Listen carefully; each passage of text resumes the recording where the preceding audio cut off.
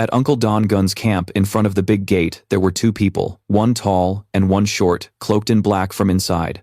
A man just stepped out into the yard grumbling. Who else is here at this hour? His angry face chased them away. Please leave.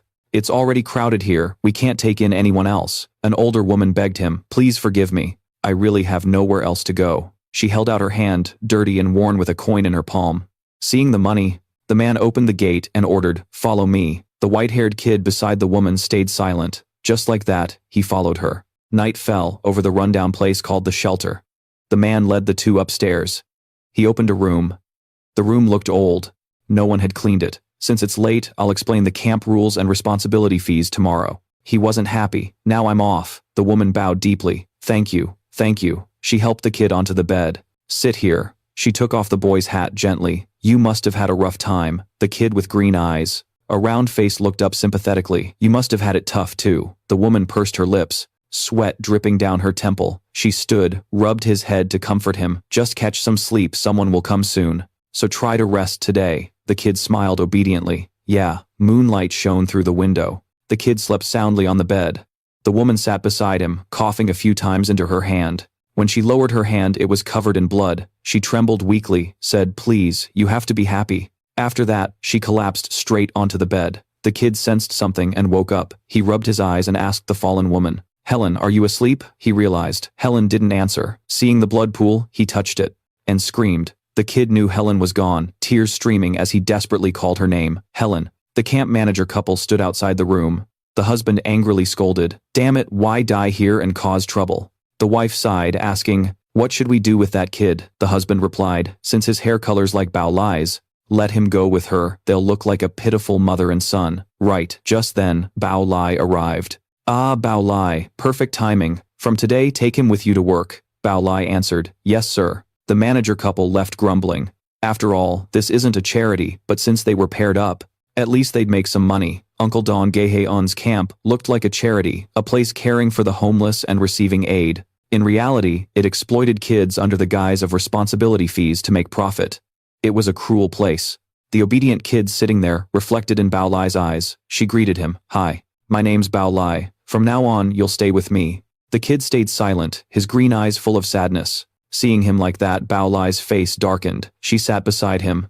I don't know what you've been through, but one thing's for sure. Bao Lai put her hand on his shoulder to comfort him. You have to survive no matter what. If you do, eventually your chance at happiness will come. She held out her hand to him. So, come on. The kid, as if seeing a light after so many times being crushed obediently, took Bao Lai's hand. Yes. Then he started begging in Bao Lai's arms. Even though their mother-son bond was just for begging, Bao Lai always took care of him. She protected him from being bullied by other kids and from other beggars, because Bao Lai was always by his side. He was never lonely. 5 years later, Bao Lai's son had grown taller than when he first arrived. He was the beggar boy and was already 8 years old. Bao Lai gently said to him, you've worked hard, sit down. The beggar boy replied warmly. Bao Lai, you've worked hard too. He put down his money bucket and continued, this morning I heard you're about to leave.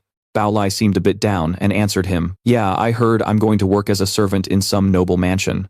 The beggar boy cheered, that's awesome. If it's you, Bao Lai, you can do well anywhere. Seeing him happy, Bao Lai smiled brightly and ruffled his hair. What are you saying? Don't worry about me, take care of yourself. The beggar boy happily replied, my hair's all messed up. Suddenly, he changed his tone and said to her, thanks for everything this past year. When Helen left, I felt like I lost everything. When the kids at the camp bullied me, and when other beggars picked fights, you were always there protecting me. Tears kept streaming down his face. So when Bao Lai, the person he was always grateful to, went to a better place, he truly should sincerely wish her well. The beggar boy trembled, remembering his old family. Helen's parents, and now Bao Lai too, everyone was leaving. Bao Lai called him, the beggar boy. She gently lifted his head. Beggar boy, look at me. Her tear-streaked face pressed into Bao Lai's palm. She said, just because someone isn't by your side doesn't mean you're alone. She placed her hand on his chest, saying a person is only truly lonely when their heart is empty. Then she placed her hand on her own chest. If you keep holding on to those who've left and quietly look inside, you'll see how much everyone loves and cherishes you. So whenever you feel lonely, close your eyes and feel your heart. Bao Lai's tears had started flowing too. I'll always be by your side. The beggar boy felt lonely again, but this time he wouldn't feel lost. Bao Lai, who was always there for him, had left. Didn't she tell me to look inside my heart whenever I felt lonely, to feel the presence of those who love me? I was told to open the eyes of my heart. The eyes of the heart. Even if I close my eyes, I can still see the world. It's beautiful. I can see everything. Mom, Dad, Helen, and Bao Lai too. Everyone. I'm really not alone. Thank you, Mom. Bao Lai, I'll never forget you for the rest of my life. A voice urged inside. Wake up, everyone's getting ready to work. 1 year after Bao Lai left, maybe she was still getting used to her new job, so she hadn't contacted me yet. The beggar boy gazed off, worried, not knowing if she was okay. Meanwhile, I got used to begging alone. Like the other kids, the director assigned me to Zone Y, the most profitable area. Even there I earned quite a bit and was treated pretty well. A red-haired man came over to comfort him. Hey beggar boy, do a good job today too. He pointed to his bodyguard and told the beggar boy not to worry. He'd protect him from bad guys. This man was Lake, the supervisor of Zone Y. One day, after hearing my past, he started treating me well. He was also the one who helped me realize the light I saw was actually mana. The apprentice received kindness from Lake and smiled back.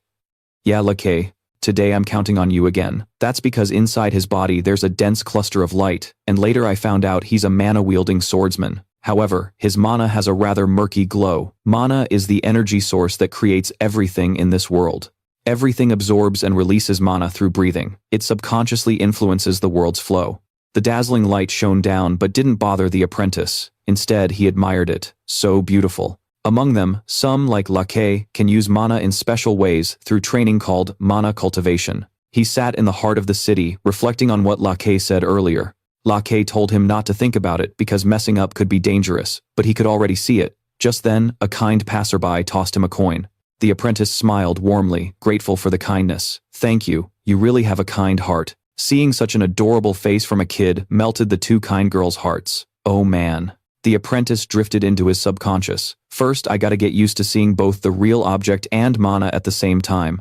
The two kind girls left, but couldn't help but gush to each other. That kid's too cute. Yeah, I know. After a while, he seemed to sense flows from everywhere, feeling he'd improved. The apprentice was a bit satisfied. Not long ago, I struggled to see both at once, but now I'm getting used to it. Still, he felt dizzy and kinda bored. Even so, seeing the real object and mana overlapping was a bit overwhelming. At that moment, Lake showed up. Hey apprentice, just saw Lake and greeted him. You're back already. He was surprised to see so many coins in the apprentice's cup. That many in such a short time. The apprentice happily said it was thanks to lots of kind-hearted people. Lake sighed helplessly and warned, that's why you gotta be more careful. Out there, many can't stand seeing others do well. The apprentice replied helplessly, yeah, I know. Before leaving, Lake reminded him, if you see anyone suspicious or notice anything weird, tell me right away. I'm off now. Saying that, Lake turned and left. The apprentice bowed respectfully. See you later. In his mind, best not to say anything. He felt something was off around him. Actually, since yesterday, I've noticed something strange. Among the crowd, a few strangers had an especially strong and bright mana flow. They looked like they had dense mana in their stomachs, just like Lake. But the apprentice kept an eye on those two by sneaking glances. Their mana was very bright. They looked at me from the crowd, then vanished by jumping across rooftops. Seeing how agile they were shocked the apprentice. Someone came over to give him a coin again, but he was lost in thought. They didn't seem dangerous, and I can't let anyone know I can see mana because anything could happen. Better keep this to myself. When the coin hit the tin can, it clanged. The apprentice quickly showed gratitude. Thank you, sir, have a great day. Holding the money box, he was surprised. This box is almost full. I should report it to the camp to get a new one. Thinking that the apprentice hugged the money box and headed back to camp. Suddenly he looked up and quickly spotted the person with the glowing mana from earlier. That mana color was theirs. Dao Quan quickly realized their intention. They were watching him. He honestly couldn't figure out what they wanted. They had never approached him so openly before. Through the bone reflection on the ground, Dao Quan detected the whereabouts of those two, one behind, one beside him. Worried, he clutched the money box tightly, wanting to get back to camp fast. As Dao Quan ran, the two immediately realized they'd been spotted. Dao Quan ran while praying, just hoping to meet that person. But before he could take many steps, the two closed in, making him anxious. Dao Quan feared he was about to get caught. No. If this keeps up, I'm done for. Suddenly, La Qiao Quan's voice rang out ahead. He rushed over, stomped hard on the carriage, then jumped up high, landing in front of Dao Quan, who ran toward Lake, calling him, Lake. He suddenly hugged Dao Quan tightly, telling him to hold on, then leapt up swiftly. The two others had caught up by now. Let's head to Uncle An's camp first. Lakio sped off insanely fast, reminding Dao Quan, be careful, don't drop the money box or you're skipping dinner tonight. He glanced down and asked, got that Dao Quan? Seeing Dao Quan suddenly look away confused Lakay, what's wrong with him? Finally, they reached the camp. Lakay said, Dao Quan, you go in first. Then he warned, with the current security, the others will be back soon. Just rest up, got it. Seeing Dao Quan zoning out, Lakay smacked his head hard to snap him out. Hey Dao Quan, snap out of it. Lakay worriedly comforted him, you've been frozen in fear since earlier. Those guys can't chase us all the way here, so calm down and come inside. Dao Quan stammered, ah yes, be careful. Now inside his room he covered his face with both hands, unable to believe what he saw. The way mana flowed through the body when moving, the dense rippling mana when power surged into limbs. The flowing mana, the way it flared up, then vanished when pushing off to jump onto the roof. After recalling all that, Dao Quan decided, alright, let's give this a shot. He placed his hand on his chest, breathing in to channel mana into his body, circulating it, then compressing it inside, to use when needed. Right. After a moment, Dao Quan exhaled deeply.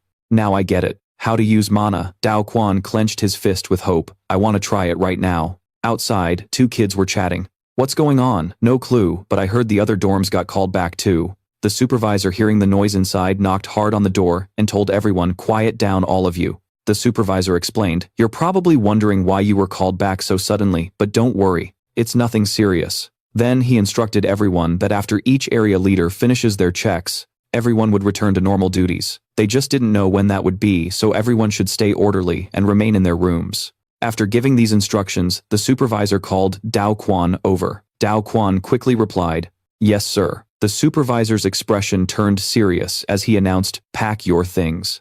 You're going to be transferred somewhere else. Then the supervisor took Dao Quan to a place and told him, wait here, stay put. The supervisor walked over to the gatekeeper, handed him a file, and they started chatting. Seeing them talk made Dao Quan curious, wanting to overhear what they were saying, but it was too far to catch clearly, so he used his mana to enhance his hearing, focusing on his ears. Suddenly, the gatekeeper's voice came through, loud and clear, along with some surprise from the dorm area that spread to the main zone.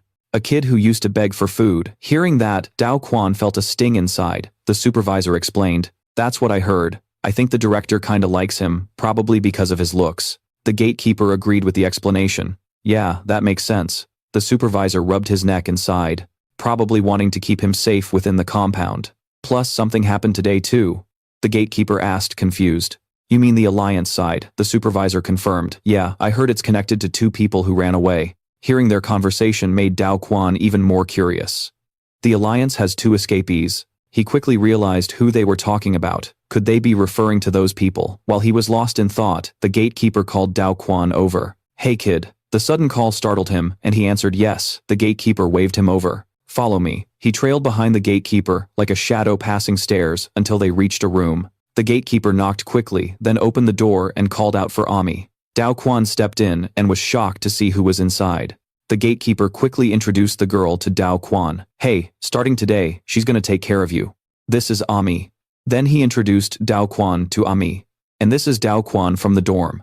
Looks like the kid still can't read. After the introductions, the gatekeeper left fast, leaving the two in an awkward silence. Alright then, I'm gonna head out. Ami asked Dao Quan. How old are you? He awkwardly replied. I'm almost 10. She asked again. You really can't read. Dao Quan felt self-conscious and denied it. No, I never learned. Ami scoffed. Figures. What else do you expect from a dorm kid? She rubbed her chin, leaned in to get a closer look at Dao Quan's face, then said, starting tomorrow, I'll be your teacher, so you gotta call me teacher. But when we're not in formal settings, you can just call me Big Sis. Ami seemed pretty pleased with Dao Quan's face. For someone from the dorm, you look pretty decent. Dao Quan was baffled by the compliment. Oh, really? At that moment, Dao Quan nervously asked Ami why he needed to learn to read. Sorry. Why do I have to learn to read, sis? She got annoyed, grinding her teeth and scolding him. You came here and don't even know about reading sessions. They should have explained this stuff to you. Geez. Then she started explaining the importance of literacy. A reading session is when someone reads a book aloud to a group during a special event. Sometimes it's hosted by the author of a new book, or by nobles regularly, as a social gathering. Ami wrapped it up by saying it's basically a classy pastime for the upper class. Dao Quan listened confused. Did that happen at the orphanage too? She confirmed. Yeah, I'll be reading sponsored books in front of the patrons. Then, if a kid's lucky, they get picked for a special reading session. Dao Quan, clueless, asked another question. Special reading session. Ami had to explain, if you read well, you might get adopted. The chosen kid reads alone in front of the sponsor. For a kid like me who can't even read yet, that sounds like some otherworldly stuff, right? He quickly caught on. Oh, you get it now. Seeing Ami staring at him, Dao Quan's beard guy looked confused, but Ami was surprised he wasn't scared at all. What? This kid's not scared. Seeing the beard guy like that made Ami interested, so she patted his head. After explaining everything, she waved for Dao Quan to follow. He politely replied and ran after her. Yes, ma'am.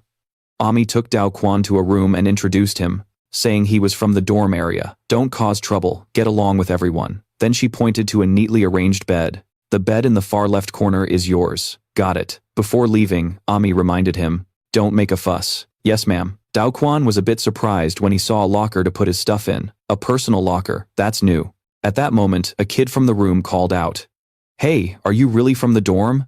Dao Quan awkwardly answered, yeah. The kid got excited. Whoa, that's cool. I've never met anyone from the dorm before. Then he introduced himself and turned to introduce the other friends to Dao Quan. This is Noah, Hyen, and Lily. The friends warmly welcomed him, though he felt a bit awkward, and asked, so you've been beaten up before? Then reassured Dao Quan, don't worry, we're not mean like the kids over there. Hearing that, Dao Quan replied, oh, I see. Then the kid told him about the perks he'd get, like not having to beg outside anymore. The kids in the main building who join the reading sessions only handle library management, guest reception, and lobby support. Our room manages the library, and we're responsible for organizing and taking care of the books there. Hearing the word books, Dao Quan got curious and said then, the kid turned to the others and said, let's give Dao Quan a warm welcome.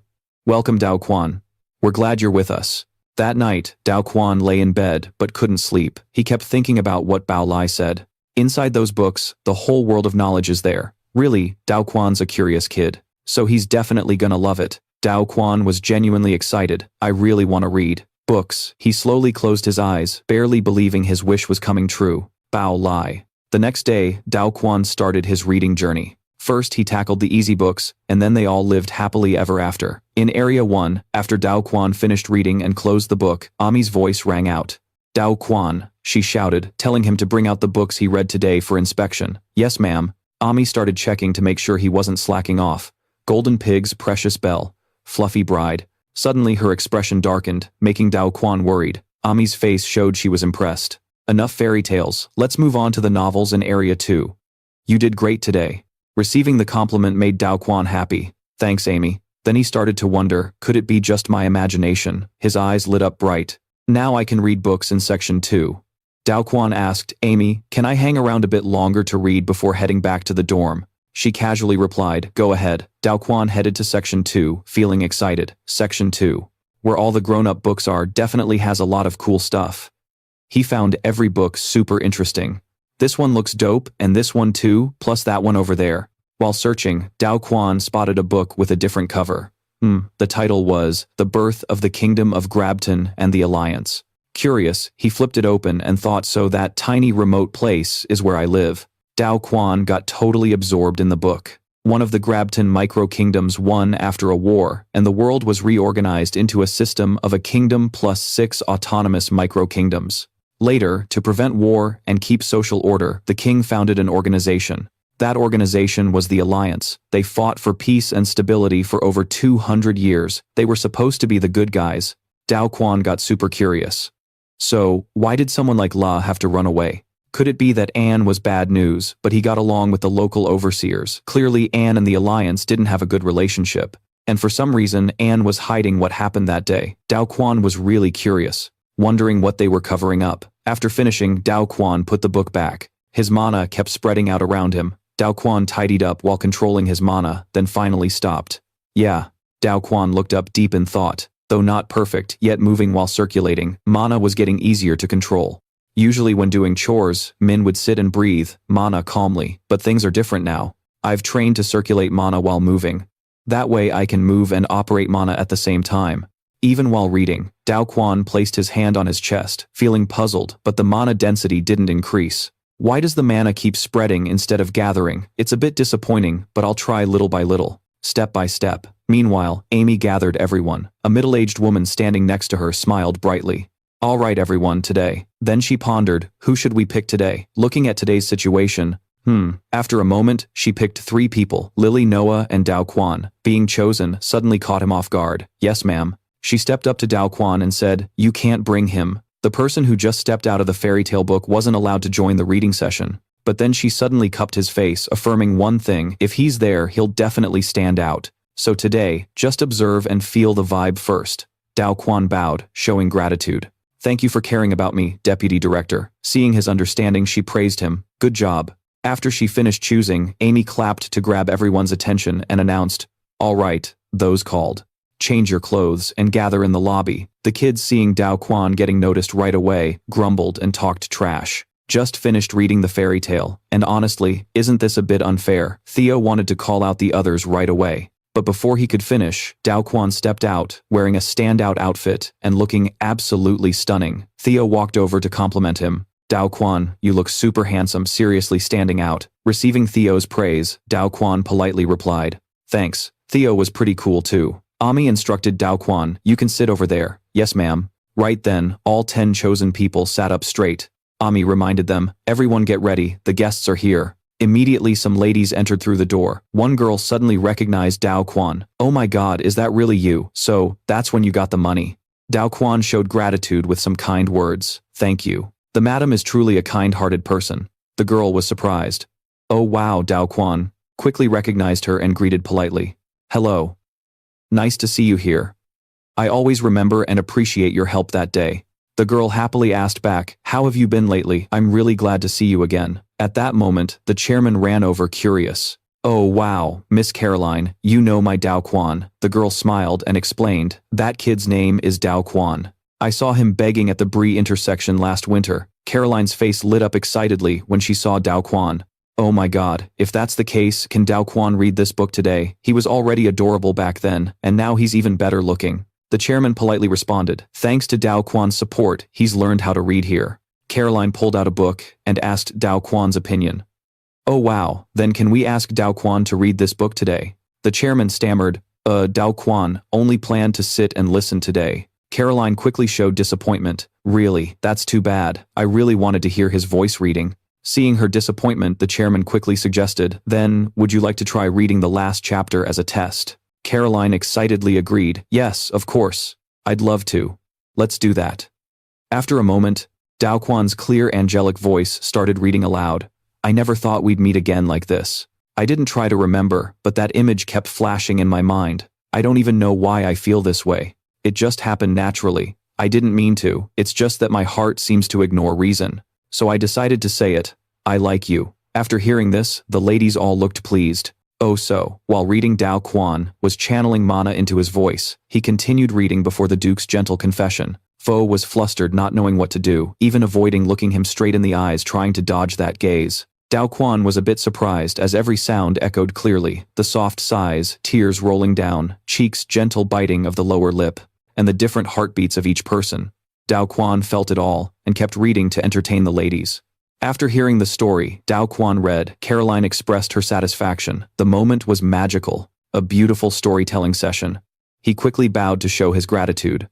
Thanks a lot. It's all thanks to the deputy in charge. Caroline really wanted Dao Quan to keep reading stories for her. How can you read so well? Can I hear you read again tomorrow? Of course I'll prepare even better. Caroline was hyped. Oh my god, this is amazing, I'm out. At the second library, Dao Quan was organizing books while thinking, finally my body can channel the flow of mana. He tossed the book into the cart, then spotted another book, another one that looked useful. Huh, Dao Quan muttered, struggling to read it. Suddenly Lakay appeared and read it for him, explaining about sexy knowledge. Though Dao Quan wasn't that surprised, he still tried to fake shock. Damn, you scared me, Lakay teased him. Don't pretend you don't care, you're at that curious age about this stuff.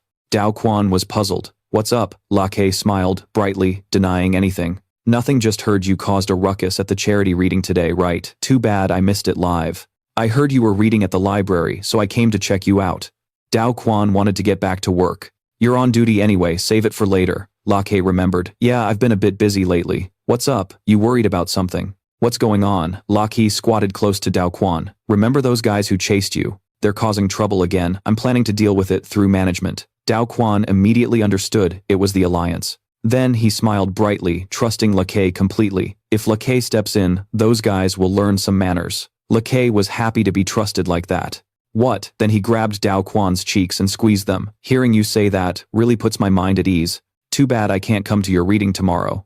But Dao Quan recalled the book's content and guessed, from what I read last time, Lakay hides his face, but he treats me well, so should I call him a good guy? No way. Thinking that, he shook his head to dismiss the thought and grew hesitant. There'll be other chances. I feel like we'll be reading together more often. Dao Quan said goodbye to Lakay. Be careful, okay? Lakay happily replied, yeah, you too. Suddenly, Lakay reminded him about the book. And read this one on days without readings, don't waste your energy randomly. Then Lakay quickly left. Alright, I'm off. Now alone in the room, Dao Quan couldn't help but ponder the alliance and Lakay. I wonder what the battle between the masters will be like. His eyes grew sad. How strong am I now? Can I be like them? Thinking that the mana inside Dao Quan surged, then flowed to his hands, but the force was too strong and tore the book apart. Oh no. Seeing the book ripped by his own power made Dao Quan regretful. Such a waste. At that moment, Dao Quan knocked on the deputy director's office door. A voice called out from inside Dao Quan, come in. A few staff wondered, Deputy Director, what do you need from him? The deputy director explained, those ladies got hooked on Dao Quan's reading that day, couldn't get enough. Today Dao Quan will be the main reader, right? The ladies kept pressuring the deputy director, begging to let the boy read alone if possible. I don't want any other voices interrupting. The boy will read, right? The lady was awkward, unsure how to respond. The ladies were firm, giving her no way out. The boy will read, Deputy Director. Right now, I can only helplessly accept. I'll do my best. After telling everything, she became exhausted. That's how it is. Do you think you can handle it? Seeing her like that, Dao Quan reluctantly agreed. Yeah, I'll give it a shot. Deputy Director, don't worry. Hearing this, she couldn't help but praise, you're truly a good kid. The next day, the deputy director gathered the kids again. All right, everyone, listen up. I'm sure you've all heard by now. Today we're announcing the special reader, she declared, and this time the special reader was Theo.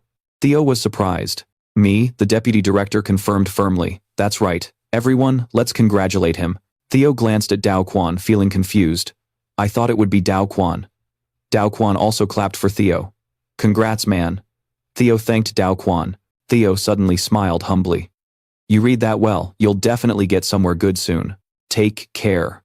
Right after Theo was taken away, Dao Quan and two roommates watched him leave through the window. He's a good kid. It's a bit sad, but the regret didn't last long. Dao Quan went back to reading. Stop right there. I came because I want to hold your hand.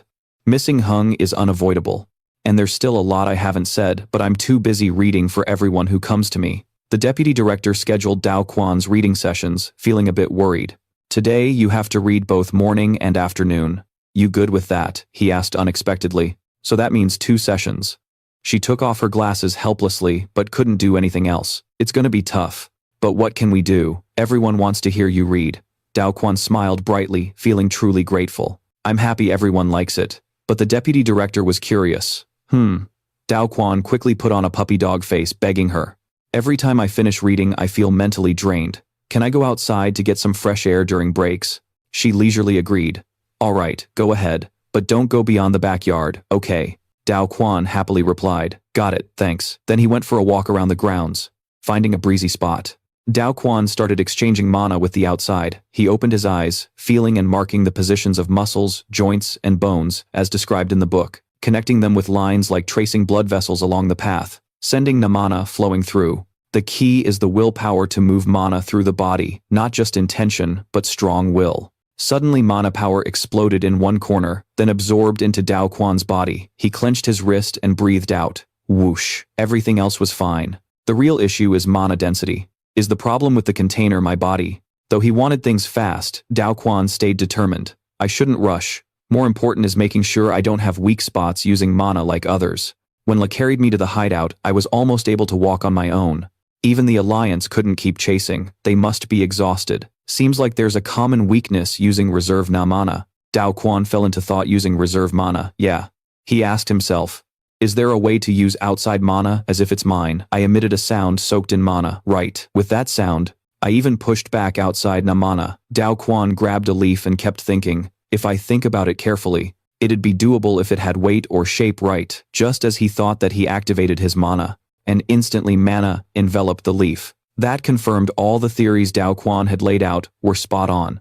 I knew it. Another day he picked a new roommate for Dao Quan. This time the special reader was Lily. Everyone give her a big round of applause. Folks quickly congratulated the girl. Congrats, Lily. Go out there and live strong and well. Thanks, dude. Suddenly Lai approached Dao Quan with a shy vibe that threw him off. Got something to say. Li shyly confessed her feelings.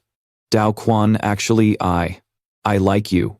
But before she could finish, a sharp sound cut her off. But that's weird. Li's good too, but I didn't think Dao Quan would be overlooked. The director won't let him go anywhere. Haven't you heard the story about the goose that laid golden eggs? Oh, so they're keeping him because he's making money. Hearing that, Lily looked crushed while Dao Quan had to listen to some harsh truths. Dao Quan, he turned back, wanting Lily to repeat herself. Sorry, Lily. Can you say that again? But she quickly disappeared. It's nothing. Lily went off to cry with her friends, making Dao Quan curious. What's up? Some friends teased her. Lily. His face flushed like a tomato. Dao Quan seemed a bit regretful. They said if they got to leave, they'd go to a good family. Then they'd read new books and explore a bigger world. They might even find clues about mana accumulation. I don't know when that'll happen, but I'm kinda curious. The next day, behind the main building, a pencil controlled by Manana flew up. Turns out Dao Quan was the one controlling it easy now. Alright, if I keep practicing like this. Suddenly, a strange mana flow caught his attention. Dao Quan looked up at the fortress wall and spotted someone trying to climb in. That person was the manager who brought him here. The manager fell hard and cursed in pain. Damn it, Dao Quan worried and moved closer. What's going on? His mana was fading away. He stood up and said, Sorry, sir. But just then, the gatekeeper jumped in. The gatekeeper's face was full of worry. He helped the manager up and asked what happened. Damn, what's going on here? The manager explained. Damn Alliance bastards. Hearing Alliance shocked Dao Quan, then the gatekeeper called out, Hey kid. He told him to pretend he saw nothing and head back inside. Dao Quan just replied, Yes, sir. He felt something was off. What's going on? Something's not right. That afternoon, just as the reading session was about to start, Ami burst in with an announcement. The afternoon reading in the garden was cancelled. Everyone must return to the dorm. Everyone was confused. What? Just like that? Ami didn't explain much but instructed, We've already sent the sponsors home. So just follow orders. Everyone whispered among themselves. What's happening? This has never happened before. Suddenly Ami approached Dao Quan. Get ready, she said, then added, You're the special reader. Dao Quan changed clothes, put on his outerwear, then remembered Ami's words. Earlier, Ami told him to get ready. That he was the special reader. He felt a bit uneasy since Ami's expression was way different than usual. Dao Quan suspected the Alliance was behind the manager's condition. This probably had something to do with the cancellation of the sponsored reading session. Suddenly, I wasn't sure, but at that moment, Ami glanced over and saw Dao Quan stepping out, calling her. His face sparkled as he asked, Let's head straight to the sponsor's place. Dao Quan was worried. Something was definitely up at the hideout. Seeing Dao Quan's slightly worn look made Ami freeze. When she didn't respond, Dao Quan called her again. But she just ignored him and said, Yeah, come with me. Curious, he asked if Miss Caroline requested to adopt her. Ami denied it, saying it was someone else. He wondered who it could be. Pressed for an answer, she just opened the door wide and led Dao Quan down a hidden path. Arriving at the auxiliary area of the hideout, Ami announced they were there. Dao Quan looked up at the building, puzzled. The building was filled with dark, murky mana. Suddenly, a guard inside opened the door and called Dao Quan in. Come on in, Dao Quan. We're rushing to get straight to business. As he stepped inside, he saw Ami's worried face. The door slowly closed, but she didn't look any happier. Dao Quan followed the gatekeeper's lead. Glancing around, noticing the building had no windows, and inside was even darker than he expected. Then a female voice echoed from within. In case something happens, we shouldn't let our guard down. Do we really have to do this while on the run? Hearing that familiar voice, Dao Quan was shocked. It was the deputy director's voice. Her words kept echoing. If we want to salvage anything before we pull out, we have to do this. That damn ritual is mandatory. What other choice do we have? The gatekeeper guided him. Sit over there and get ready to be read to. Yes, sir. Dao Quan was confused, not understanding what was going on. Were they planning to run from the Alliance because of the last incident? What was this ritual anyway? A book was already placed on the chair. Dao Quan wondered if he had to read it. He obediently sat down. Suddenly he noticed a deep pit right in front of him. What's in that pit anyway? Dao Quan thought, surprised. He sensed an enormous mana presence. A voice urged him on. Dao Quan, start now, he responded. All right, let the reading begin. Under the lightning-lit dawn sky, Ariel gazed at the man lying on the bed, while Dao Quan read deeply focused on that mana pit. He felt a massive mana flow from the pit, but strangely, there was also an invisible, immense mana presence. He kept reading the book's content. It described a sudden encounter. Maybe that's why they could be more honest. He felt a flood of emotions: joy, longing, regret, loneliness, anger, relief, sadness, and pain. Dao Quan quickly pieced it all together. Ah, that mana mass was the one listening to this special reading. Dao Quan kept reading, feeling the mana being sucked in. Where have you been all this time? My trust is crumbling. He was confused. What was going on? The more he read, the more mana was drawn toward the pit. No. I can't let it drain all my mana. I have to hold on. If they're running, the alliance will come. Dao Quan reassured himself. Focus. I'll try absorbing the floating mana around me and control the flow. And right then, mana surged from Dao Quan's body, flooding the space, then forming a shield that wrapped around him. Seeing the mana no longer sucked into the pit, Dao Quan was thrilled. I did it. I can totally control the mana flow. The nobleman was getting more hyped up reading the book. Come a little closer, Vias said, voice shaking. Now, we just need to buy more time. If I don't sense the new demon approaching, it means the alliance hasn't reached this building yet. We gotta drag this reading out as long as possible. Meanwhile, the two inside the tower were puzzled. That kid's been reading forever, hasn't he? Is this book really that long? The deputy director was just as surprised. Right, he should have gone left by now. We can't wait any longer. I gotta check it out. The deputy director wanted to follow, so I said, I'll go with you. The nobleman closed his eyes, feeling the mana flow. The director and another guy started moving, but wondered if they'd stalled long enough. Suddenly, a shock hit, making the nobleman snap his head over. Here they come. The gatekeeper blocked the door with a statue, then stormed off, cursing angrily. Those dumb fools. The nobleman set the book down, confused. What, they all burrowed underground? Curiosity hit him hard. What the hell is down there? Suddenly the man with the deputy director got slapped hard. Lamb was scared. Gee, what the hell are you doing? The guard kept yelling curses. You filthy rats, what shady crap did you pull? They must have done something sneaky to try and bail. Both hurried to explain. No, the nobleman left. Approaching the statue piled with human figures and a tree, he realized things weren't what he thought. It wasn't just a statue stabbed by a sword right in front of him. The nobleman was stunned, speechless. Damn it, Bao Lai. Right then, the gatekeeper grabbed the nobleman, yelling at this rat. From behind came a voice scolding, What the hell is this? Laki rushed over, demanding an explanation. Why are all the directors dead? He tried to explain. Laki said they planned to escape, so he yelled at them not to run. Then he showed proof they suddenly bolted, so he followed and saw this scene. Laki was baffled. What's up with these fruits? They're weird, he awkwardly explained. I brought the nobleman here to grow at least one more fruit before they arrived, but somehow it turned out like this. I don't know what happened next. Laki clicked his tongue, then stepped forward to grab the sword stuck in Bao Lai, pulling it out of the statue. The nobleman recalled asking Laki earlier, Laki, you're a swordsman, why aren't you carrying your sword? Laki dodged and explained, gotta save it for something else. Seeing Laki pull the sword from Bao Lai, blood splattered everywhere. The nobleman suddenly grabbed his hand, then his whole body felt like it was being torn apart, leaving Laki confused. What the hell? As Laki looked, blood splattered toward him. The mana bursting from the nobleman freaked Laki out. What's going on? Laki smiled at the bloody sword, then turned around. What's this? His pupils widened in shock. Seeing the nobleman kill him, Laki couldn't help but marvel. Looks like bloodline isn't just for show. But this goes way beyond what I expected. Seems like you've awakened your mana, kid. Just as he finished speaking, the nobleman darted past him like lightning, appearing before the walls. The nobleman reached out, touching Bao Lai's face with teary, sorrowful eyes. He touched the hole in Bao Lai and poured mana into the statue. A massive mana wave spread out instantly, triggering painful memories. What the hell? Why is that person crying blood? What are these terrifying memories? A tall figure standing amid blazing flames left Dao Quan totally shook. When that person turned around, Dao Quan was stunned. It was him. He quickly realized it was himself. Just a little more.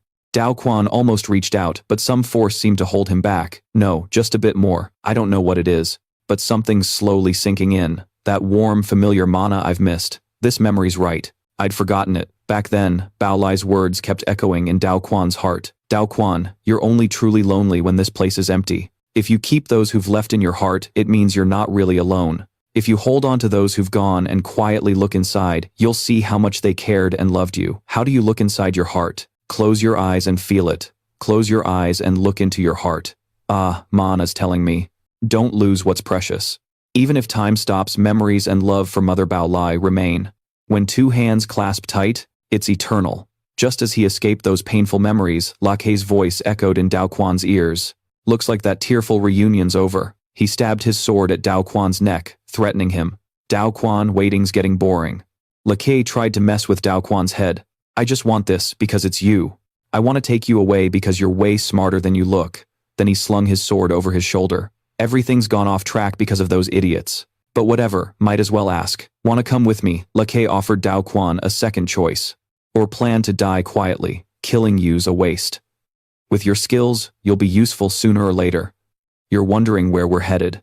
Lakei quickly said, we're almost there, probably being sent to another farm. You'll manage people who'll become trees and nurture them like the one in front of you.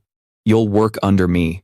Simply put, you'll become part of Riddell. Dao Quan was confused. Lakei explained about that organization. It's my organization. Our leader plans to change the world with dark magic, and we're his loyal servants.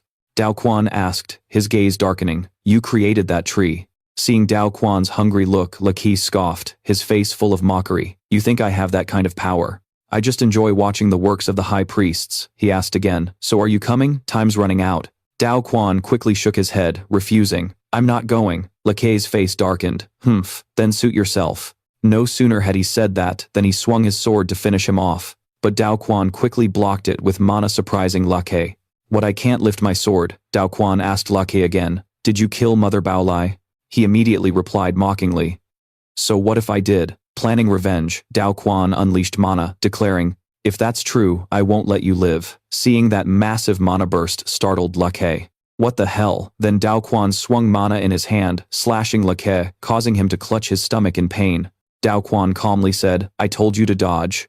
Lakei wanted to curse you bastard. But Dao Quan was faster, chopping off his tongue. Hope you don't feel too wronged. You brought this on yourself. Enough. Lakei clutched his bloodied mouth in agony. Dao Quan's voice turned cold as he declared, I'll never forgive scum like you.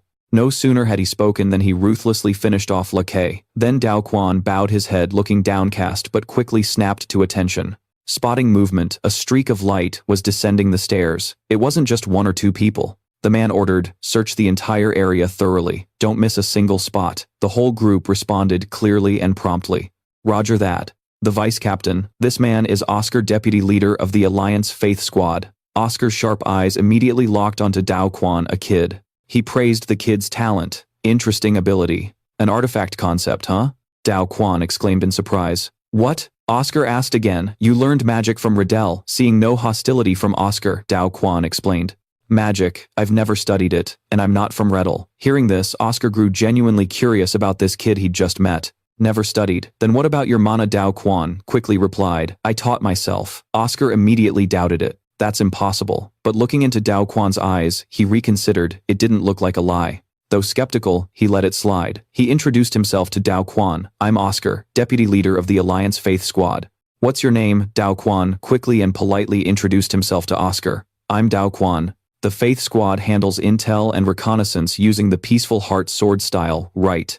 You've got a gold badge, so you're S rank, right? Oscar couldn't believe it. He'd never seen a kid like this. The sword's edge was deadly, yet the boy remained cautious. Dao Quan got flustered, thinking he'd misspoke. I didn't say anything wrong, did I? Oscar cleared his throat and said, step outside for now. Can you retrieve that sword? When Dao Quan used mana to control the sword, Oscar's eyes widened in awe. Amazing, that kind of mana. From a 10-year-old kid. Just then, a subordinate approached and reported, Deputy Captain, I have something to report. The subordinate whispered quickly to Oscar. Looking over the tree seemed less than 2 years old, but the spell appeared broken. Oscar was puzzled. If a high priest had undone it, there should be some trace. Maybe the father priest got here before us. The fruit's condition is weird too. We need to investigate what happened. Dao Quan approached the statue of Theo and Lily, apologizing. Sorry, Theo, I should have played with you longer. Lily, when you left I should have been kinder. After speaking to his friends, Dao Quan turned to Oscar. Deputy Captain, have you seen many trees like this? Oscar confirmed he had. Dao Quan wondered. You'll probably visit more farms like this, right? Seeing Dao Quan still able to chat normally, Oscar was amazed. Honestly, I thought the kid would break down from grief. Uprooting Riddell's farms is our mission. The boy's voice was oddly dry, not like a kid's at all. But one thing was clear. Dao Quan turned and made a request to Oscar. So can you guys take me with you? Seeing him like that, Oscar sensed a strong will radiating from the boy. He understood all the shifts in Dao Quan's mindset. The kid wasn't unaffected by the shock, just not showing it outwardly. Oscar turned away withholding any firm decision. Investigation is the top priority. We'll decide what to do with you afterward. Follow me. The disciple obediently followed behind. At that moment he noticed two bodies lying on the ground. Seeing the vice principal's badge on one, the disciple quickly snatched it up, then ran after Oscar. Let's stick together, Vice Captain. After a full check, each person reported back to Oscar. No damage to the Pillar of Faith. Confirmed, 13 Riddell faction members and 3 shelter residents dead, with an estimated 2 escapees. Seems like the high priests and senior figures were involved in setting up the initial ritual. The cause of the ritual's collapse remains unknown. We've requested backup from Stability Team 4 for analysis. After the report, Oscar praised them. Well done. He turned and asked Disciple, where do you feel most comfortable here? He immediately replied, the library. Hearing that, Oscar decided, then let's head there. I think this conversation's gonna be a long one. Oscar looked at the disciple and spoke, leading the way. The two then arrived at the library. After a thorough look around, he sat down to chat with the disciple. Scanning the library, there seemed to be no books on mana cultivation or magic use. Oscar was curious. So how did you learn on your own? The disciple manipulated objects while explaining, I just figured it out myself. Oscar was surprised at this. Only the disciple spoke with a hint of self-admiration. Yeah, you're pretty smart, you know that. Oscar acknowledged that, confirming, I can tell you're not lying, and yeah, you're really smart. Then tell me everything that's happened to you so far. The disciple was a bit surprised by Oscar's request. He honestly recounted everything. It all started when he arrived at the shelter. The disciple kept telling his story, going on and on. Finally, he finished explaining why he believed Mother Bao Lai granted him this power. Oscar quickly responded, I see, though he said that he still didn't fully trust the disciple's story. There were still too many inconsistencies. Oscar analyzed a bit. A kid who's never cultivated mana, easily killing La. He knew La's skills well. Plus, it seemed this kid even broke a ritual established by High Priest Riddell. Right now, the boy was using relic telekinesis without chance or magic, showing no signs of exhaustion. No way such a talent would go unnoticed. The disciple grew cautious, wanting to ask Oscar something. Can I ask you a question? Seeing his curiosity, Oscar agreed comfortably. Yeah, go ahead. He asked what the fruit was. Oscar quickly gave a detailed explanation. It's a tool for dark rituals created by Riddell. It's based on human life. The disciple was shocked. Both the director and Riddell's people mentioned these fruits. Are they cultivating them? Oscar confirmed. Exactly. They absorb mana and form crystals. That's the fruit. Since it's a condensed form of mana and life essence, it's extremely valuable. He showed the disciple a withered fruit to observe. This is what's being processed. The disciple was curious. Do people eat it? Oscar confirmed. Yeah. Oscar explained the fruit's use. Eating it instantly boosts mana reserves. It sells for a high price on the black market. The disciple then asked another question. Why do we need to read books? Oscar answered. Some magical rituals require specific conditions. We believe reading helps stabilize the tree and improve the fruit quality. Hearing this, Dao Quan immediately recalled. Thinking back, when reading that tree was no different than people listening intently. It seemed completely absorbed in the story. Then he shared his guess, saying he thought it had stabilized. After all, before being a tree, they were humans with hearts. Oscar, hearing Dao Quan's analysis based on just that info, couldn't help but praise it. That's a solid observation. We're considering that angle too. Dao Quan wanted to ask more, but worried Oscar might get annoyed, so he asked for permission. Can I keep asking? Oscar surprised him by answering, of course, you're asking about what you're using. The concept of relic magic. Oscar explained, it's a type of magic. Magic that controls objects with mana, like when he made a sword float. Hearing this, Dao Quan both demonstrated and understood clearly. Oh, so it's a kind of magic too. I still don't know much about magic. Seeing him control the sword shard like that, Oscar couldn't help but praise him. It's just a first-level relic magic. But even so, the kid's impressive. He asked Dao Quan's age to be sure. You're 10, right? He confirmed, yes, but actually just 9. Then Oscar voiced his doubt. You said you want to follow us. But I'm curious, have you ever been betrayed by people who treated you well? Why trust the Alliance? Dao Quan answered, honestly, I don't fully trust everyone, but based on my gut, Vice Captain Oscar seems like a good person. You look bright and pure, Dao Quan said, with a radiant smile, as if proving it. Which made Oscar confused. He couldn't believe he looked bright and pure. He was a bit skeptical. Isn't it kinda risky to trust and follow us, just based on that? Hearing this, Dao Quan quickly admitted, I'm really good at reading people. Still, Oscar couldn't agree right away. Even so, joining isn't something to decide lightly, even if I allowed it. We can't let an outsider interfere with the Alliance's affairs. Hearing this, Dao Quan tried to prove his ability.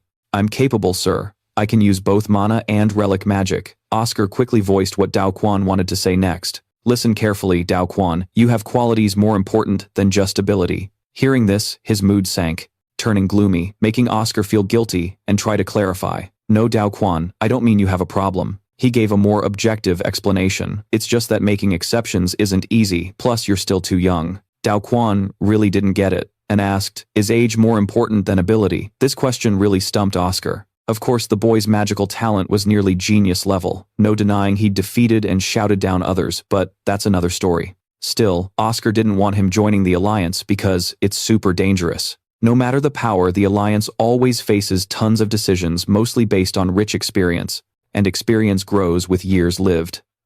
Dao Quan summarized Oscar's point.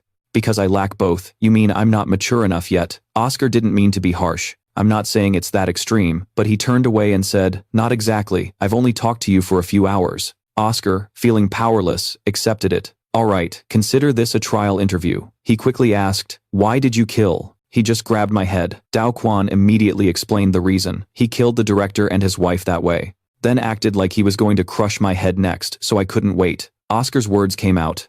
But in the end, you killed both of them. Are you sure your decision wasn't driven by emotion? Tell me, wasn't your anger what clouded your judgment? Despite the constant questioning, Dao Quan remained firm in his answers. I'm not denying the crime I committed in a moment of emotional outburst. That's an unchangeable truth, and I accept the consequences of my actions. Still, I think my anger and sadness helped me make a clear decision. Oscar wondered what basis he had for that decision. Dao Quan explained, too many people have fallen victim to him. Even if he regrets it, there's no one left in this world to forgive him. And most importantly, I have no right to give him a chance to live.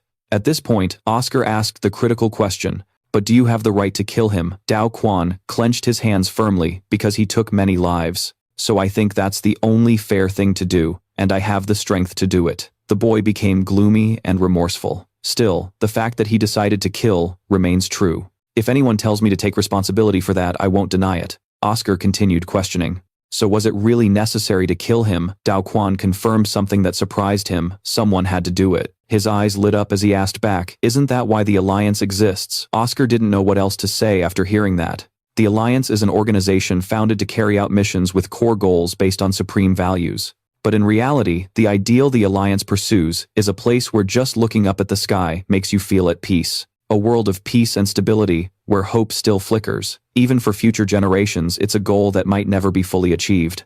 Yet they still bear that responsibility in their own way. That's the whole reason the Alliance exists. Manhwa said, all the essence of the Alliance lies there. I want to give high marks for that understanding and calm answer. But that's not the answer others expect from a kid. Thinking that, he continued asking, have you ever heard of Grave Dao? Quan was curious. Grave, he explained, they're those who roam around threatening the kingdom's peace and existence. Riedel is one of them. Right now, the first squad is trying to wipe out Riedel's awakening farms everywhere and reorganize the Alliance's branches. I don't know how long it'll take, but if you can help, things might change. Dao Quan still didn't get what Oscar was trying to say. What do you mean? Oscar stood up and said, come to the Alliance, prove your skills, and we'll recognize you as one of the members. He was a bit hopeful. Let's see if the kid can live up to his expectations. At this moment, Oscar led Dao Quan out of the camp gate. His gaze was extremely serious, making his subordinate nervous and scared stiff. Oscar announced, so far, the camp. Come to the Alliance, prove your skills, and we'll recognize you as one of the members. He was a bit hopeful. Let's see if the kid can live up to his expectations. At this moment, Oscar led Dao Quan out of the camp gate. His gaze was extremely serious, making his subordinate nervous and scared stiff. Oscar announced that so far, the Young Tan hideout has been exploiting homeless wanderers and orphans with nowhere to go, colluding with the dark cult, Riedel, to commit the heinous crime of human sacrifice. Therefore, as the symbol of strength and knowledge of the kingdom, the Alliance has been hunting down Riedel's hidden members and is now aiming to restore order at the Young Tan hideout. That's all. If there are no questions, we'll set off west at sunrise. Team 4. Once you arrive, proceed with the handover and then regroup with us. He called out to Sienna. Sienna quickly stepped forward to receive orders. Yes, Vice Captain. Dao Quan felt the mana flow inside Sienna.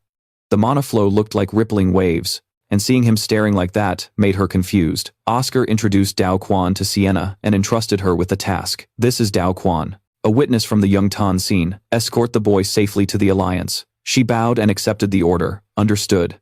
Thuong and Guy. CNA introduced herself to Dao Quan. I'm Sienna, the messenger of the Pillar of Faith. He politely replied, hello, my name is Dao Quan. CNA warned Dao Quan in advance it would take about 2 weeks to reach the Alliance. The journey is long, so pack your stuff quickly. He responded promptly, it's fine, I don't have much. Seeing him so dazed, Sienna said bluntly, once you leave, there's no turning back. If you have questions, ask now. Dao Quan quickly asked, are you Alpha Lady Senna? She immediately replied, a dark elf. Dao Quan couldn't help but be amazed. But you seem so bright. I thought dark meant gloomy or shadowy or something. Sienna found that super confusing. Dao Quan thought he misspoke and bowed apologetically. If my questions or words were rude, please forgive me. It's just that you're the first dark elf I've met. Also, you seem really mysterious. Senna was surprised to receive that compliment. Not great, but mysterious, she explained. It's probably because of your bloodline. Dao Quan was puzzled. Yes. Sienna mounted her horse and said, all right, let's go. Oscar also lifted Dao Quan onto his horse. See you at the Alliance, Dao Quan cheerfully replied. See you there. I'll be waiting. Vice Captain Oscar. Before leaving, Dao Quan didn't forget to greet everyone. Safe travels. The whole group waved goodbye after hearing that. Sienna spurred her horse. Then the two set off immediately. Dao Quan still felt a bit reluctant and looked back.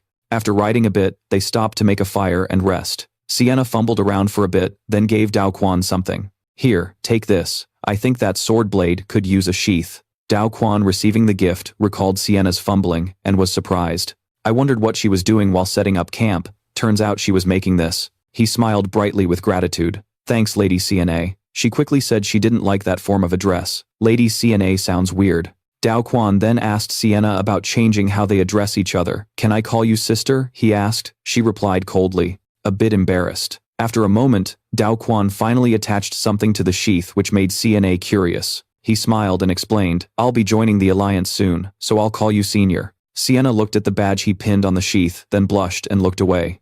Call me whatever you want.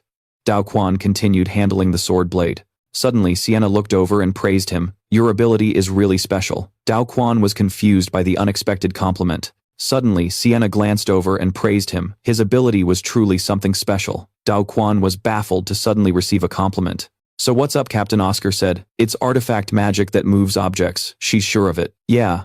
It kinda looks like that on the surface. So maybe we should just tell everyone that it'd be better for you. Dao Quan was curious. So what exactly is your power? Sina replied. She'd never seen anything like it. A power that seems to directly touch and control mana without needing spells or chants. That's the kind of power only ancient elves could have. Dao Quan was intrigued. Ancient elves, Sina patiently explained. The original race that created the elves before they split into branches like you today. She made a confident statement. Looking at your eye color, I can tell your parents weren't ordinary people. Dao Quan felt down, but also a bit curious when hearing about her parents. Parents, huh? The next morning they continued their journey. While walking, CNA suddenly called Dao Quan. She pointed ahead and said, that's the Alliance. Inside was super fancy and lively. People strolled casually down the street. Sienna rode her horse slowly, so Dao Quan could take it all in. The Alliance was split into residential and commercial zones. Resources and races from all over gathered here. The Alliance is the strongest fortress on the continent. But it's not just because of the walls. Dao Quan was curious. Why's that? She explained. Because it's where the strongest people in the world gather. That's why it's called the Sword and the Book of the Continent. This place is the hub for military forces, supporting the kingdom, regulating 6 duchies, and protecting citizens from grave. After hearing this, Dao Quan understood the Alliance better. Got it. Finally, they arrived at their destination. We're here. Looking at the house ahead, Sienna introduced, this is your new home. The door instantly opened. Sienna led Dao Quan inside. Someone quickly came to greet them. You've worked hard. CNA politely greeted back. Hello, Director Laos. This man was Director Laos of the Alliance Management Bureau.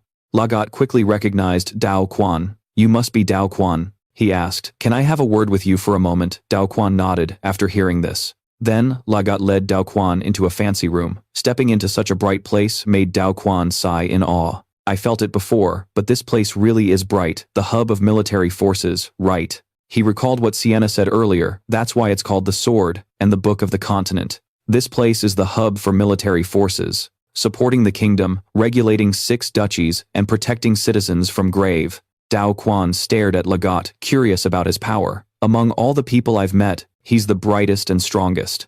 How powerful is this guy? Suddenly, he put down the documents in his hand, then reached to hold Dao Quan's hand, asking, "Can I hold your hand?" When Legat firmly grasped his hand, a surge of power hit immediately. Mana radiated from Legat's body, surprising Dao Quan. Can you believe he can control mana so finely? Remembering how he controlled the sword earlier, this was a totally different way of controlling mana than what I've done. What I know is just a tiny bit. Dao Quan was hyped. There are so many people who can master mana smoothly. So, right now, Lajia Rurt noticed the emblem on the sword sheath and asked, "That dagger, did you steal it from the deputy director of the rescue camp?" "The report says so," Dao Quan explained. "I didn't steal it. It originally belonged to my grandmother." Lajia Rurt was curious. "So you took back what's rightfully yours? Mind if I take a look?" He tried to pull his hand away but couldn't, which made him uneasy. Dao Quan seemed to realize he couldn't move his hand, like our mana was connected and refusing to separate. The director's mana control was incredibly precise, but every movement carried massive power. "If I can endure both gravity and mana pressure at the same time like this, just close your eyes and boom," his hands separated, making Lajia very satisfied. "Haha, I gotta admit, Dao Quan's skills are legit. I was wondering, what kind of power lets you move objects without spells or chants? Seriously unbelievable. I'm genuinely impressed." Dao Quan grabbed the sword sheath, blaming himself for being careless. He only copied the director's mana control out of curiosity, but didn't expect to be seen through. Lajia Rurt took the sheath and examined it. When he looked at the emblem, he used mana to sense it, surprising Dao Quan. The director's mana had clearly fluctuated just now. Lajia Rurt handed the sheath back to Dao Quan, not forgetting to thank him. "Thanks for letting me see it. That's a beautiful dagger." Dao Quan wanted to ask him something too. Can I ask you something?" "Of course." He asked a very innocent question. "Are you the strongest person in the alliance?" Lajia laughed loudly, denying it. "Haha, not at all. I'm just an old raccoon helping out the alliance members." Dao Quan didn't realize it was a joke and answered very seriously. "You don't really look like a raccoon. Raccoons usually have fluffier fur." Lajia quickly explained, I meant it figuratively. Anyway, not only are the top 7 captains experts and super strong, but the commander is a master. And the governor has supreme authority over the alliance. Compared to them, I'm just a raccoon."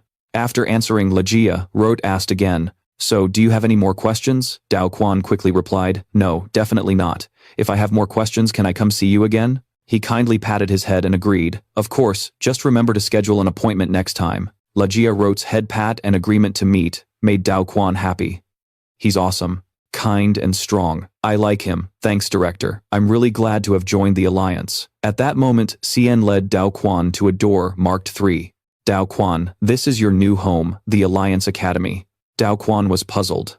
"Alliance Academy," she quickly explained. "When team members with families go on missions, they send their kids here. Since it's a school, you'll learn stuff. You'll be treated like a potential team member and get basic education plus training for 5 years. But since the Alliance gathers swordsmanship, magic, and skills from many countries and sects, we don't teach specific secret techniques or unique styles, only theory and basics." Hearing this, Dao Quan was amazed. Wow, his eyes lit up with excitement. School. Seeing Dao Quan like that, Senna smiled with satisfaction. In the dark night, the two of them just stood there watching. The next day, at the Alliance Academy, Dao Quan received her uniform, and wearing it looked super attractive. Even Miss Gio had to compliment her. "The uniform suits you pretty well, thanks ma'am. Oh, by the way, are you a teacher?" Upon hearing this, the teacher shyly introduced herself. "Oh gosh, I forgot to introduce myself. I'm Daphne, head of academic affairs, and I teach foreign languages." Daphne handed Dao Quan the class schedule. "Here's the timetable and the list of first-year courses. Besides the required classes, you can freely choose electives." Dao Quan quickly took it and marked her interests: mana knowledge, basic swordsmanship, basic magic studies, herbalism, astronomy. This and that all looked really cool and worth learning. After marking everything, she excitedly told Daphne, "I've written it all down, take a look." After checking, Daphne was taken aback, and then advised Dao Quan to reconsider. "That's a lot. If you schedule your classes like this, it'll definitely be tough. Falling behind and failing would be a huge problem, right?" But Dao Quan was still determined. "Everything looks fun, and I want to learn it all." Daphne tried to warn her again. "It's not just class hours, there's homework and exams, so keeping up will be hard. Studying isn't always about what you want. But Dao Quan seemed unfazed and asked, "Why is studying so hard?" Hearing this, the teacher was at a loss. "Looks like we've got a strange kid here," Daphne patiently explained. "All right, I'll share this whole issue with the other teachers. Then let's head to the first class," Dao Quan replied happily. "Yes, Codney." At that moment, the classroom door opened, and the kids were chatting. "So yesterday was like that, huh?" Daphne led Dao Quan into the classroom. Dao Quan looked around, her pupils quickly dilated when she saw the other students, just as she thought. All the kids had denser mana than her. As expected, the key was in her body. Daphne introduced Dao Quan to everyone. A bit late. "This is Dao Quan, our new student." After the intro, the teacher urged, "Dao Quan, introduce yourself." Yes. Standing in front of everyone gave Dao Quan a familiar feeling. Standing before the crowd like this. Lam Min recalled reading books, and Dao Quan confidently introduced herself to everyone. "Hi everyone, I'm Dao Quan from the Dung Teen Orphanage. Hope to get along with all of you."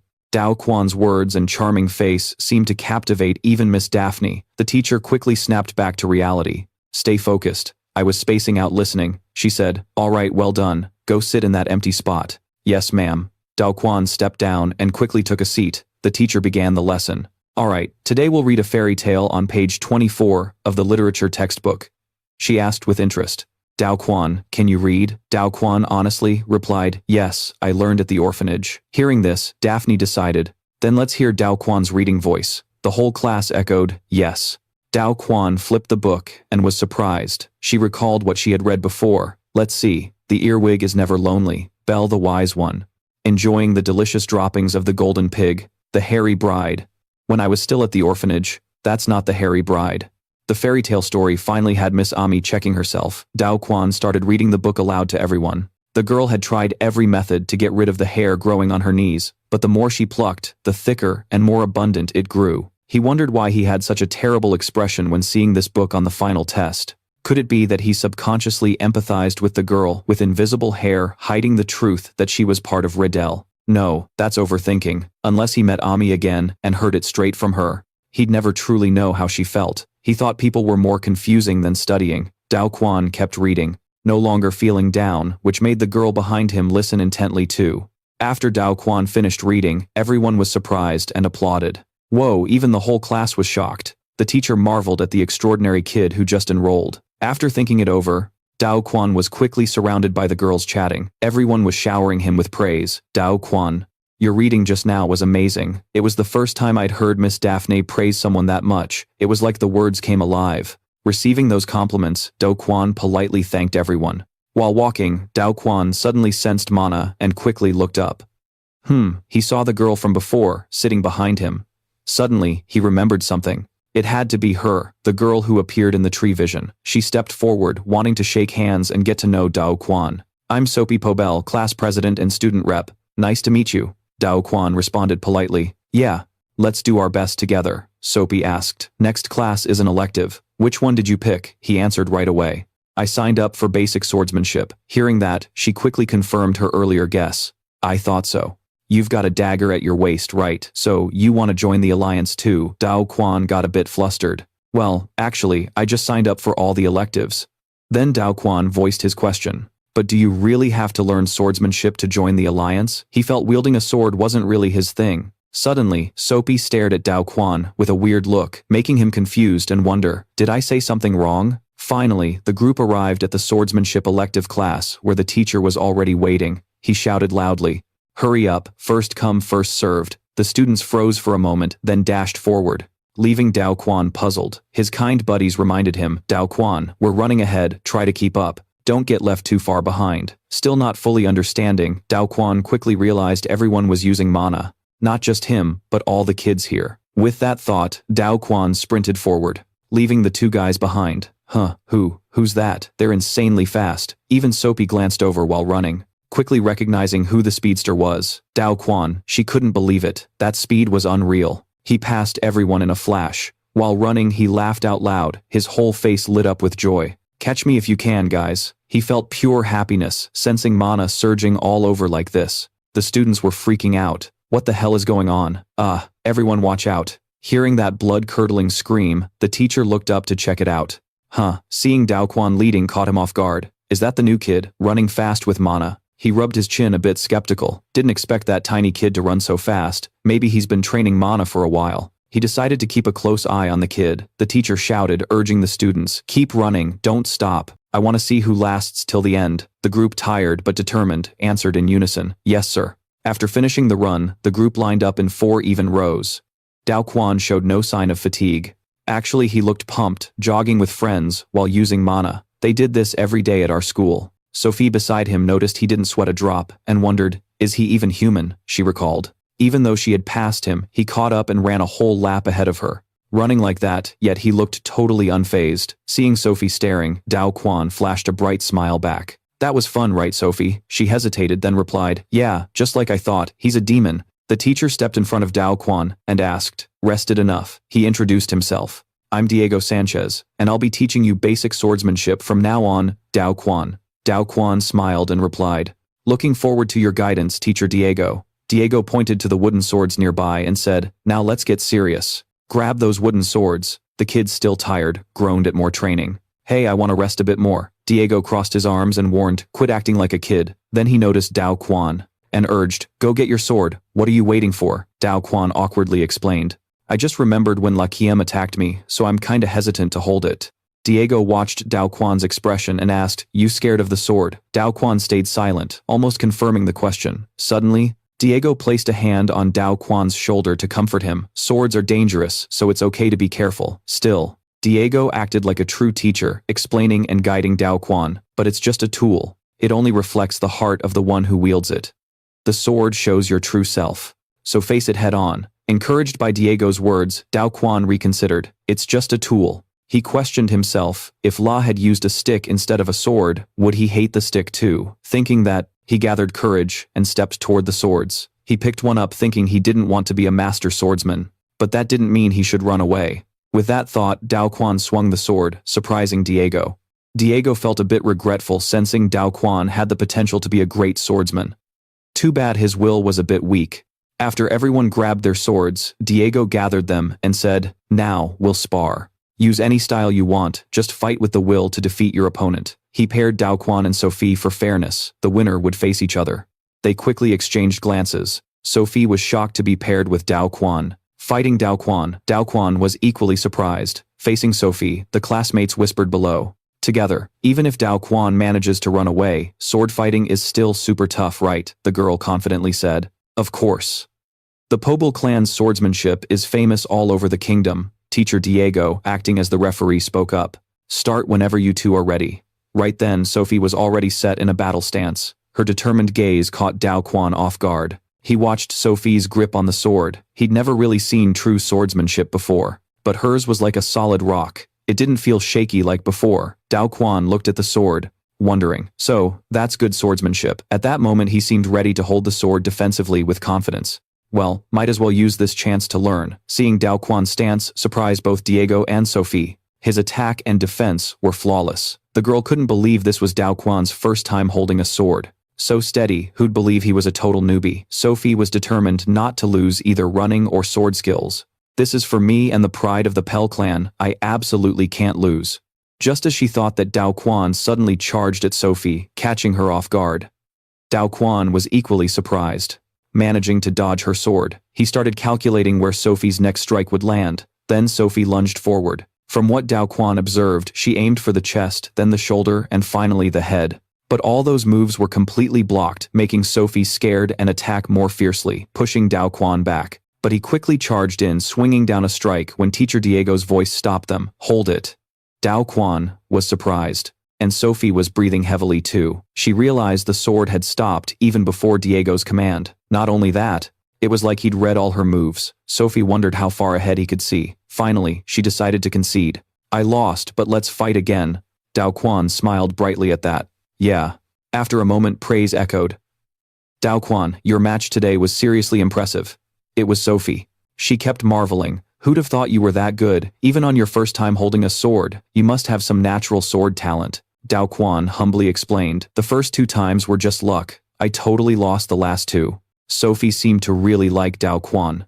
"Thanks for saying that. Next time I'll fight you again." Then her friend spoke up. "Awesome. Next class is basic magic." Another friend jumped in, "So we get a longer break."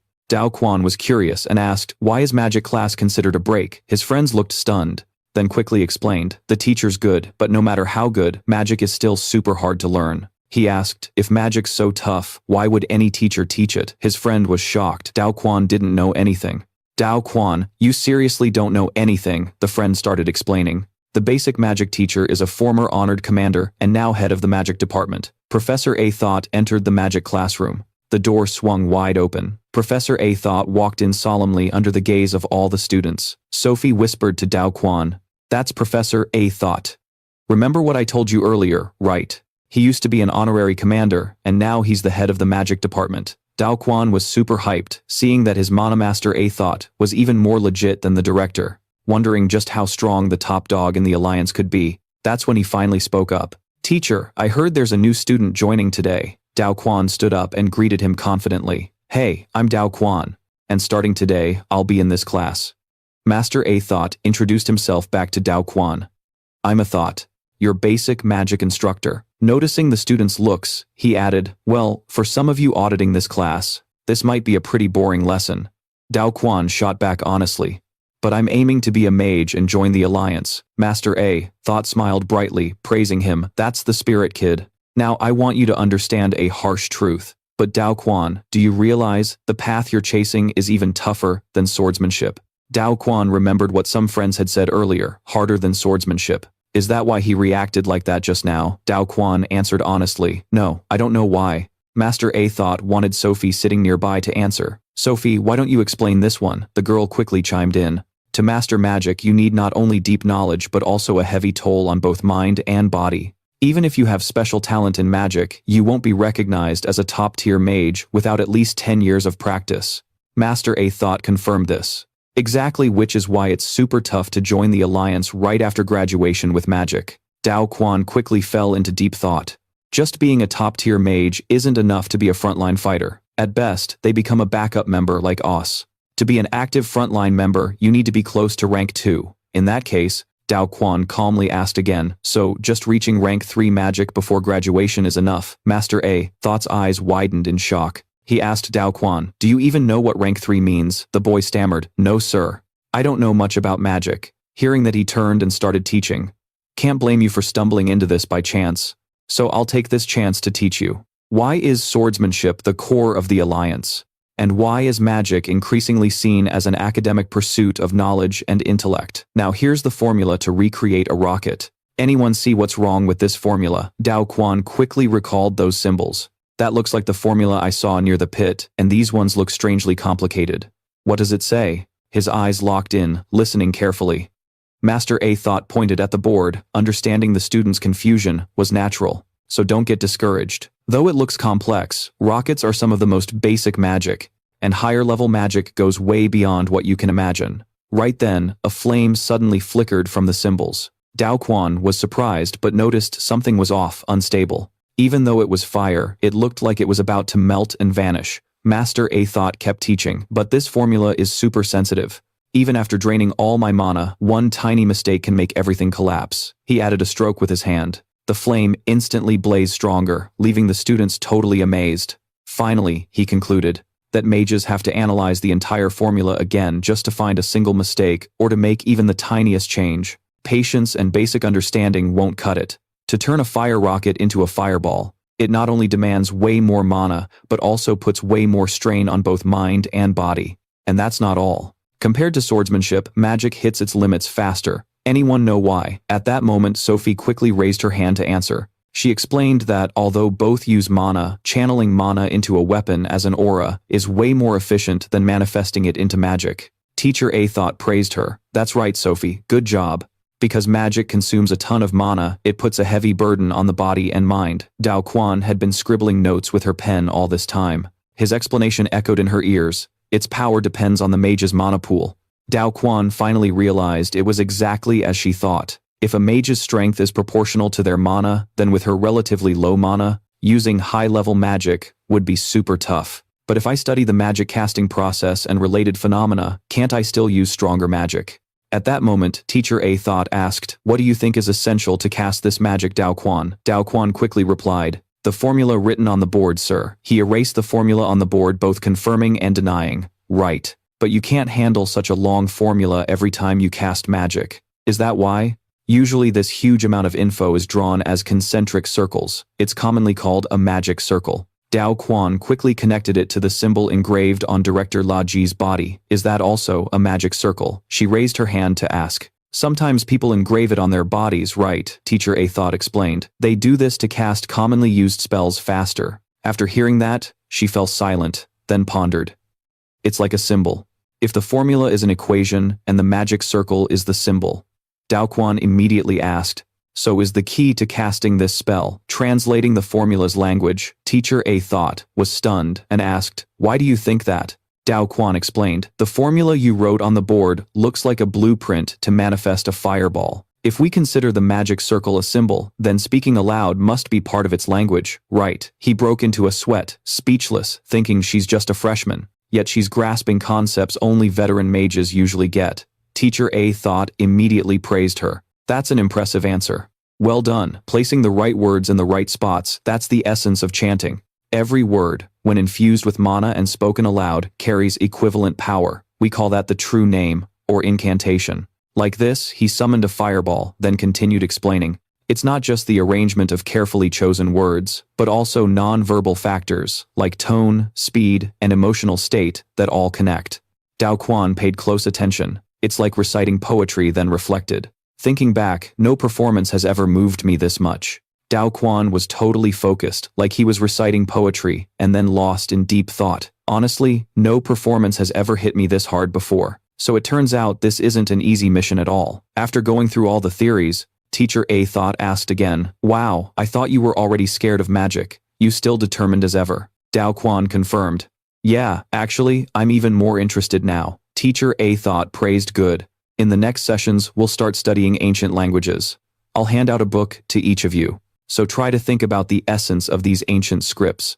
After class ended, all the students felt totally drained. In a hallway, Sophie Eddy kept rambling non-stop. Homework, homework, endless homework. Seriously, why did I sign up for so many classes? She glanced at Dao Quan with admiration. I mean, I'm one thing, but you're on a whole different level. I heard you scheduled classes all week except lunch breaks, right?